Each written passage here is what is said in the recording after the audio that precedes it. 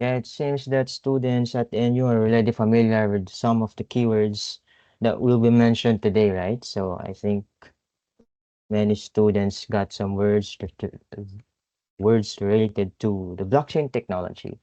And yeah, so this topic, it's Blockchain 101, and I believe that it will set some foundations and set foundation for these webinar series. And these series of webinars will greatly help you guys in your theses or in your future products or future projects, especially when it comes to generating ideas and for researches, publications. Yeah. And speaking of thesis, I remember,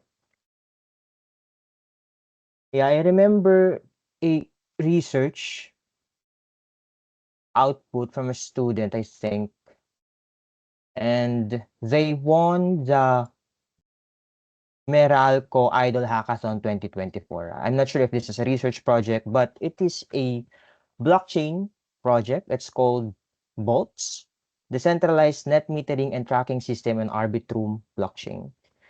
So I hope, yeah, with these webinar series, you can come up with similar projects like this that will serve some value for other people that will solve some problems present in the society. Or maybe build a startup. Why not? Okay, going back to the topic, our topic for today is Blockchain 101. And proceeding with the and before that, I want to introduce myself. I'm Mark Jerome Tulali, so you can call me Jerome, and I'm a blockchain researcher at the Department of Science and Technology, Advanced Science and Technology Institute, or DOST-AST.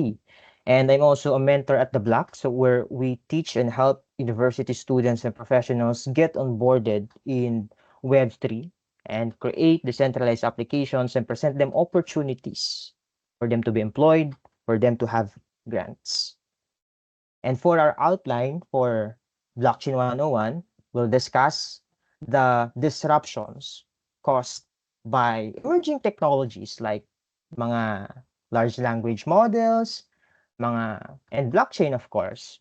And then after that, we'll proceed with Blockchain 101. Ano nga bang blockchain? Ito ba isang scam? Or baka meron din tong gamit talaga, di ba? And lastly, we'll relate Blockchain 101 with Bitcoin. What about Bitcoin and smart contracts? And let's start with point number one. The disruptions caused by emerging technologies and, industries have transformed overnight as emerging technologies continue to disrupt traditional landscapes. So one of the most recent and rapid disruptions came with the release of OpenAI's ChatGPT, large language models. Pagkatapos ng launching, merong mga explosion ng projects leveraging this technology. It flooded the market.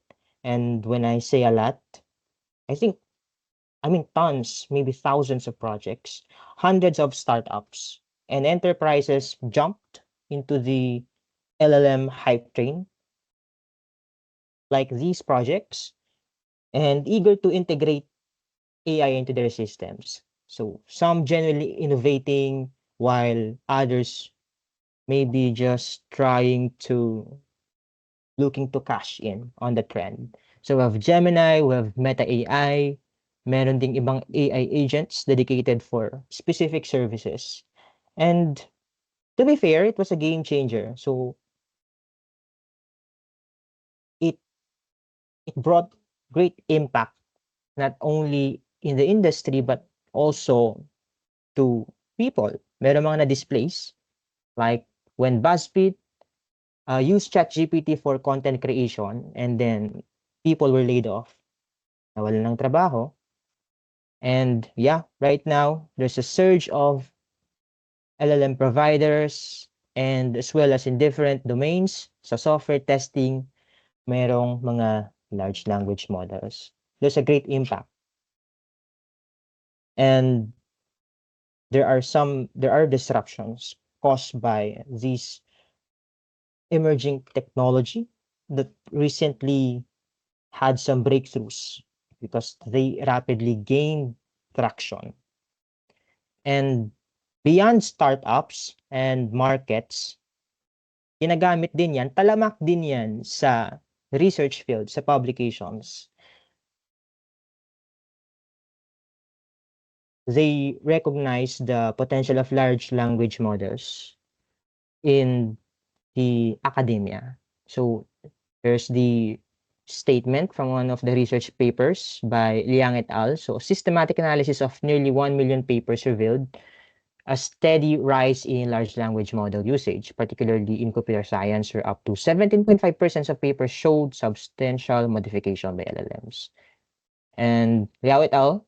Last year, a survey found that 81% of researchers have incorporated large language models into their research workflows, with traditionally disadvantaged groups reporting higher usage. So that's for large language models, and I meant to say and emphasize that emerging technologies cause disruptions. So that's for AI. And I believe, in my opinion, it's kind of similar with blockchain. And so tara, mag-shift tayo ng focus sa blockchain ngayon. The same hype cycle happened, but much earlier because mas naunang nagka-hype to, mas recent kasi si large language models. So around 2014, Bitcoin was slowly gaining usage or popularity in the Philippines. So that was reported by Congregational Research Service. That's 2020. And it gained attention, slowly gained traction. And as you can see in the chart, year 2015 nagkaroon ng surge ng volume ng Bitcoin transactions. Naturally, people wanted to step in. Maybe they were driven by FOMO, fear of missing out. And nagkaroon din dito ng mga startups or crypto exchanges, like crypto exchanges, swapping Bitcoin between Philippine peso. I think one of the early companies or startups involved in these crypto exchanges. One example is I think coins.ph and Paylance. I'm not sure if that is the correct name. Paylance. So that's way back 2015. And then that's for Bitcoin. And then after that, may mga bago ng cryptocurrencies. There new cryptocurrencies emerged. We have Redcoin, Monero, Dash. Ito naabutan ko pa to, mga high school pa ako nun. So each promising new innovation in digital finance. And however, for Bitcoin, we really don't know what exactly people were using Bitcoin for at that time. It remains unclear. Ginagamit ba nila to sa remittances? Or they're just holding it as a store of value? Or they're really using it to transfer asset from one person to another, peer-to-peer? So that's limited data. But what's clear is that the adoption of cryptocurrencies was accelerating due to the presence of these projects. The adoption of this technology in the Philippines accelerated in that time. So fast forward 2021, you can maybe you type 1 or you raise your hand if naalala nyo to, Axie Infinity. Very hype to nun. So Filipinos made international headlines, not for Bitcoin, but for blockchain gaming. So the rise of Axie Infinity saw thousands of Filipinos actually, meron pa ako makakilala eh, playing and earning from the game. And yeah, I know one friend na nakatayo ng bahay dahil sa Axie Infinity. So, dyan din sumikat yung phrase na good morning manager. Ayan, may mga nagtag na palong-palo daw sa Axie Infinity. So, I think it kind of symbolizes the country's dominance when it comes to play to earn gaming era. That was 2021 pa. But, yep, there are these kinds of opportunities, but in reality, if there's a new technology, people might use it for bad things. So there's always the dark side of innovation. There are risks and there are misuses. Pwede na itong gamitin maybe for exploitation, or fraud, or scams, for unethical activities. Maybe crime is old but technology is new. And with those activities na associate na yung pag narinig nila yung blockchain na yan yung scam. Ayan. So nagkaroon din mga bad news Filipinos were stung by losses. And they ditch Axie Infinity. Maybe that's also the reason why bumaba yung value kasi wala na masyadong demand. So, ayan, meron pa lang controversial na issue regarding some of the airdrops na nangyayari ngayon because but to be fair, sabi nila in their defense, sa nabasa kong article that it was voluntary. People just voluntarily gave their I think iris scan in exchange for an airdrop ranging from 2K to 5K. So maybe that's an easy money for them. And there are also other issues like iris scan. Okay, thank you. There are also other issues like rag pulls and Ponzi schemes and suspicious innovations. And commonly nakikita natin sa social media at ang network na to scam yan. Ayan ba yung blank na network? Ayan, scam yan. So that's the goal of this lesson so that we can separate the hype and the reality of this technology. Para malaman natin if this technology, is it really a scam? Because many people that I know always associate this technology into scam and unethical activities. And yeah, I think it's very crucial. So blockchain has a lot of potential. It also has its downsides, and some people may use it for harmful purposes. That's why it is crucial to understand blockchain so we can harness its power for good. So whether for research, profit, or new opportunities, understanding this technology allows us to maximize its benefits. Yeah. So we'll proceed now understanding what really blockchain is.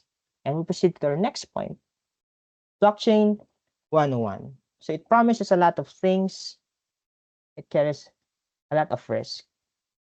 And with this new knowledge, I hope na if may magtatanong sa inyo, ano nga ba ang blockchain? Ito yon.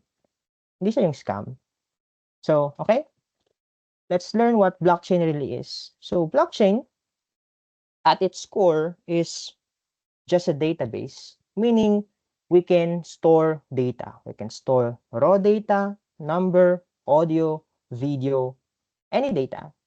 But it's not your ordinary database. Hindi lang siya yung ordinary database mo like your traditional relational database management system where you create, read, update, delete. No, it's not that.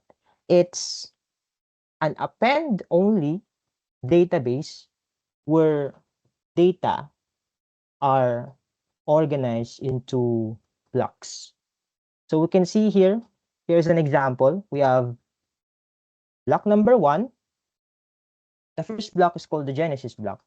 We have block number 1 And if we append another block, that's block number 2, and then append, and append, and append, and append. And as we can see here that these blocks are chained together and they are linked together. So how are these blocks being chained together, or how they are linked together? So they are chained together by the concept of cryptography.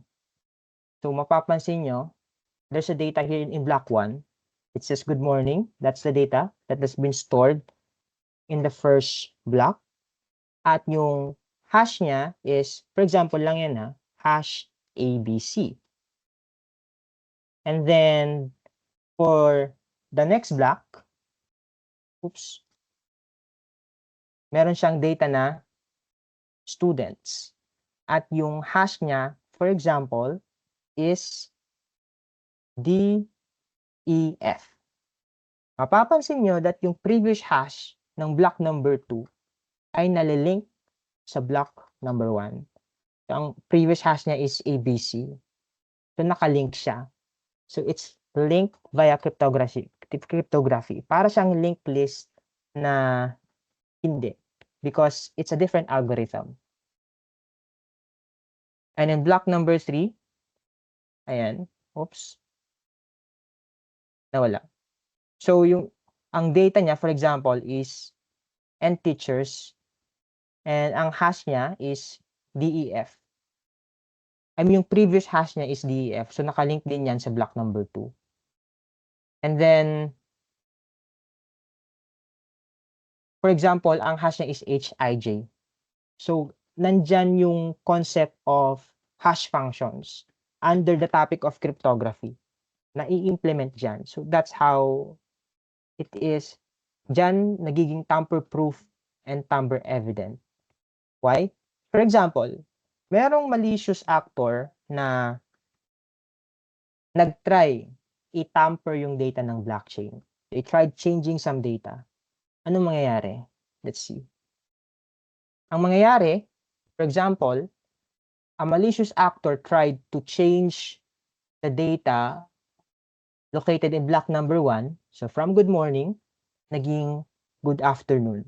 Ang output niyan, since nag-change yung data, nag-change yung hash from ABC to XYZ. So even the tiniest detail of data, kapag mag-change yan, mag-change ang hash. So that's the concept of hash functions. Ang naging problem dyan, if we can observe and notice at block number 2, yung previous hash na ABC ay hindi na siya match. That's a problem. Kasi ABC dati, pero napalitan ng XYZ yung block number 1. So, ibig sabihin, na-disregard na tong buong blockchain na to at na-detect na these blocks are already invalid blocks. Hindi na siya pwede masama sa buong network kasi hindi na to totoo.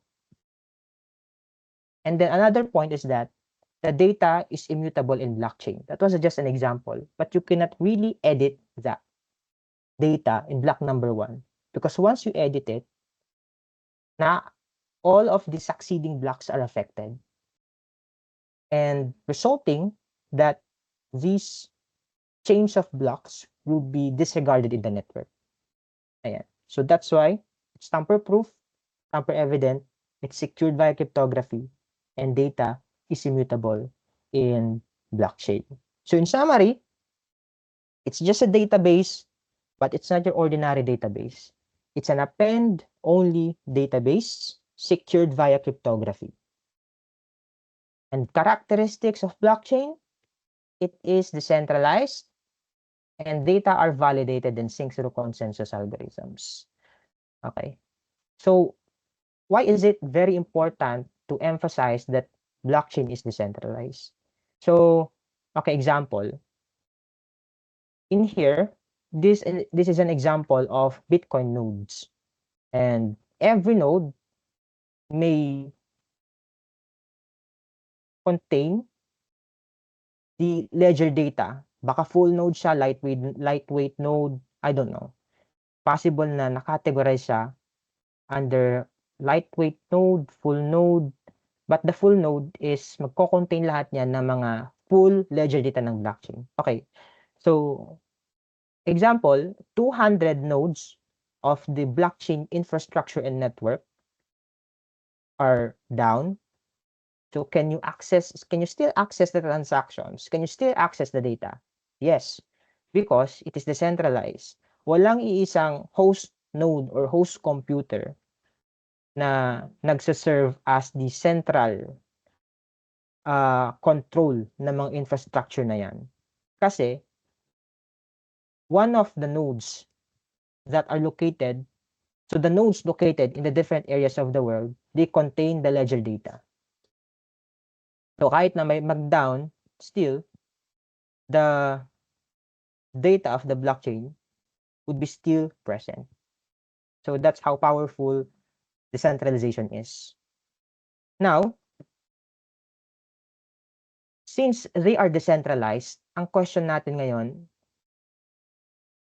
how will the blockchain know that the data that will be appended in the last block is valid?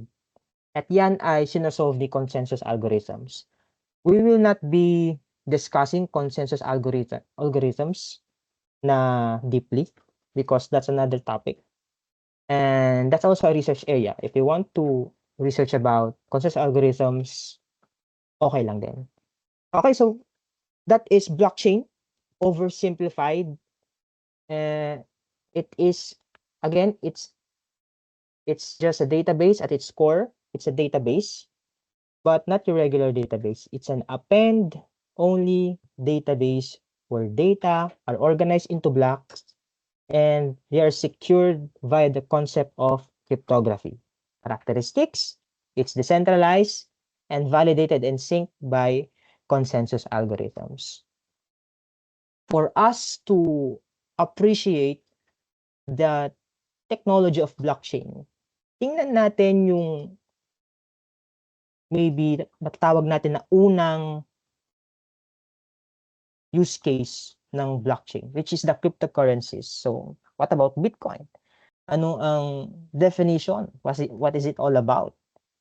And how different is Bitcoin from blockchain? Okay? So, okay, let's define what Bitcoin is. So, for Bitcoin, it is a cryptocurrency. Some call it a virtual asset whose ownership is recorded in the Bitcoin blockchain. So, when someone owns a Bitcoin, they don't actually own coins na nahawakan nila. Instead, they have their own public keys. They control a public and private key pair that corresponds to a recorded balance on the blockchain. So, ito yung data na nasa store sa blockchain, the Bitcoin blockchain. Ito. So, users are identified through public keys. Yan. So, si 1L, BCFR, blah, blah, blah, until 71, ang naka-hold sa kanya na BTC, yan yung token. The native token of the Bitcoin blockchain is called Bitcoin or BTC. 5 BTC. And another user is 4 BPH. Meron din siyang 5 BTC. Ito, isang characteristic pala ng blockchain is that you are pseudonymous. You are represented as a public key. Di ka nila kilala. And if we are going to compare it with a centralized model sa financial system natin, users are identified through account numbers. So, titingnan mo yung ATM card mo, makikita mo yung account number mo dyan. And then, nandun na yung pera mo. So, the difference is, in centralized model, of course, it's centralized. If the banks or the system that manages these ledger data, this data ng mga account mo, account number mo, yung pera mo, di mo rin magagamit siya, di mo rin siya maka-query. But for Bitcoin, which utilizes the power of blockchain, if it is decentralized, so if one node is down, then you can still access your virtual asset, the native token of the blockchain. So that is Bitcoin. And yeah, this is again an implementation of cryptography in Bitcoin. We see that you are represented as a public key. And the purpose of Bitcoin is described in its white paper. Ano nga bang purpose niya? Bakit na-utilize ang blockchain technology sa Bitcoin? At ito yung sinabi na sinulat ni Satoshi Nakamoto. So it's a purely peer-to-peer version of electronic cash that would allow online payments to be sent directly from one party to another without going through a financial institution. Digital signatures provide the part of the solution, but the main benefits are lost if a trusted party is still required to prevent double spending. We propose a solution to the double spending problem using a peer-to-peer network. So, ang sinasabi dito is that they created Bitcoin in order for people na makatransact, maka-transfer ng digital value from one to another without a central authority. For example, without a Bangko Sentral ng Pilipinas or without a SWIFT, without this bank, you can still transfer your asset from one person to another. And in this, digital signatures, blah, blah, blah. Parang sinasabi niya na, even though digital signatures are implemented in that technology, if meron pa ring third party na meron pa ring authority, it would still be useless. And they really wanted to remove the third party. Maybe because, I don't know, kay Satoshi Nakamoto, maybe trust issues sa mga third parties, or he just really envisioned a community na decentralized yung mga operations pagdating sa finances. Okay, so sabi niya dito, without going into a financial institution. So a central entity that manages accounts or transactions. But for Bitcoin, it is decentralized. Wala siyang central authority. And the ledger data is replicated across different nodes. Ito. Example ng central authority is si SWIFT. So SWIFT stands for Society for Worldwide Interbank Financial Telecommunication. If you remember the war between Russia and Ukraine, nagkaroon ng sanctions ang Russia, and SWIFT parang na-disable or na-freeze yung mga assets ng Russia. And then parang bumaba yung value ng currency nila, hindi sila makapag-move ng money internationally. And if the rumors are true, gumamit sila ng Bitcoin to exchange value, mga citizens, or maybe the government. I'm not really sure about that. But yeah, so that's the risk when it comes to having a central entity. They can control your assets, they might freeze it. Natin alam kung are they increasing, decreasing, we don't know. But I'm sure that their systems are advanced. But merong risk. And that is what Bitcoin is trying to eliminate. Bitcoin, decentralization, replication. So, yep, so that's about the financial institution. And how do we order the transactions? Because if Bitcoin is the data or the transactions are happening all throughout the world. Meron sa China, meron sa Philippines, meron sa US.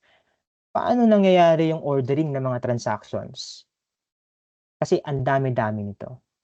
So, ang nangyayari sa complex na infrastructure na to, sa transactions Yep, there could be conflicting versions of the right order of the transaction. And the solution is this, the blocks of data. So each transaction, each data na nasa isang block, they're organized into blocks. So why I'm saying this is that gusto kong ipakita na the Bitcoin, yung mga concepts na describe natin kanina sa Blockchain 101, hindi ginagamit talaga ng Bitcoin kasi blockchain ang nagpa-power sa kanya. So they are organized into blocks of data para ma-bundle siya as a block and walang magiging conflicting versions of the right transactions. Kasi madaming nangyaring transactions all throughout the world. And who can create those blocks? So since we need many computers to decentralize the network and let the computer store the ledger, so how do we decide which computer to create the next valid block? Since it's a chain of block, how can we know kung sino mag-a-append ng next valid block sa end ng isang blockchain? And dito na pumapasok si consensus algorithms. So si consensus algorithm, it's an algorithm that will check the validity and the syncing of the nodes sa blockchain. So si Bitcoin, ang consensus algorithm niya is si proof of work. And then again, next implementation of blockchain sa Bitcoin. If we need many computers to operate this consensus algorithm, ano ang magiging motivation ng mga computers na to na magjo-join? Of course, there is a reward for participating in this network. And how do we reward those computers?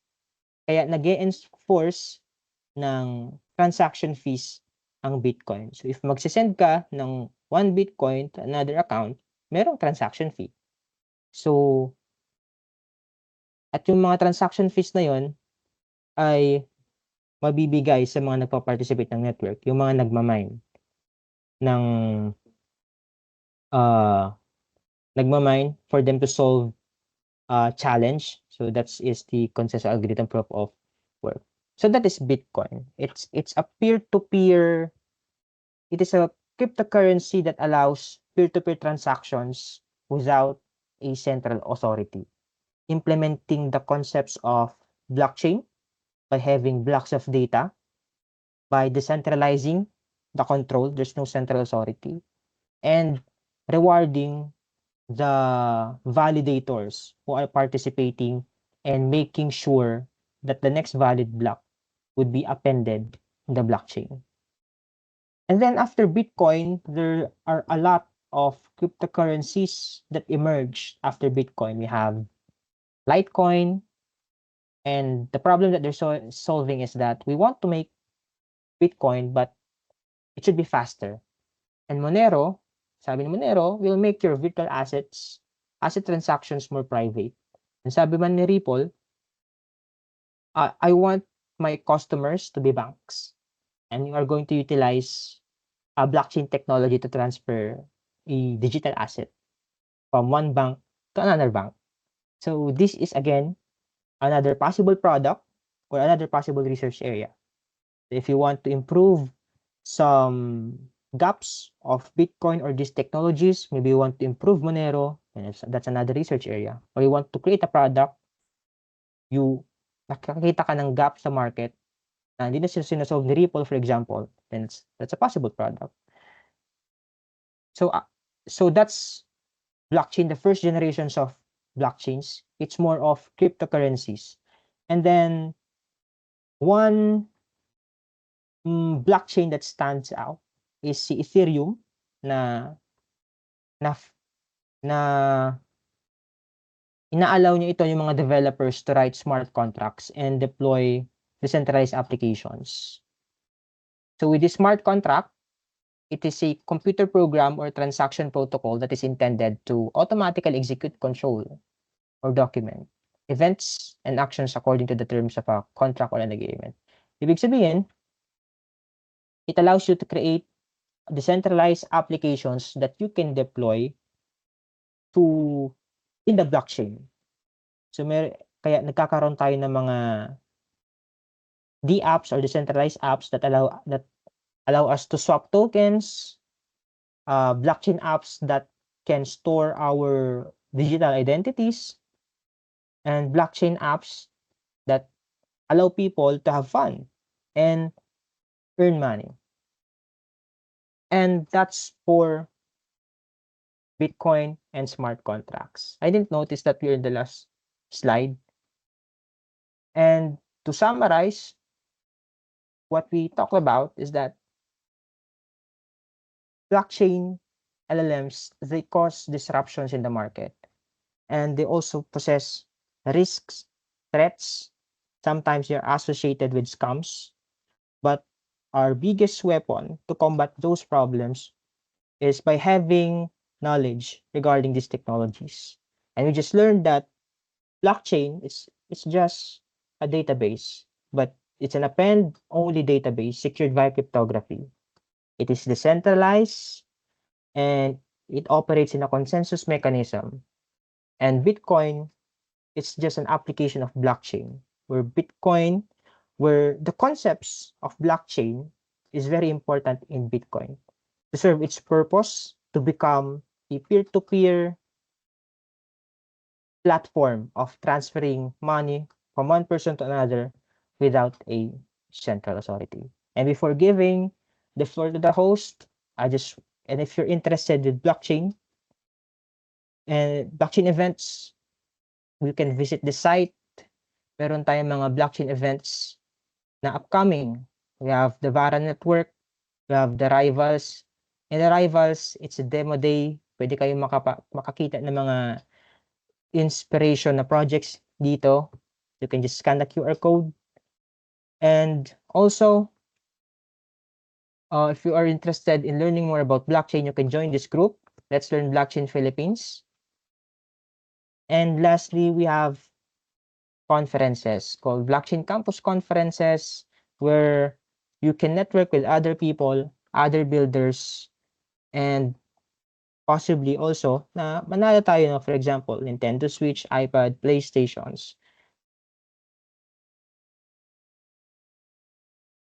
And that's for Blockchain 101. I did not include any blockchain use cases and examples there because I don't want to spoil you with the next topic. And I hope you learned about something great about blockchain today. Thank you very much.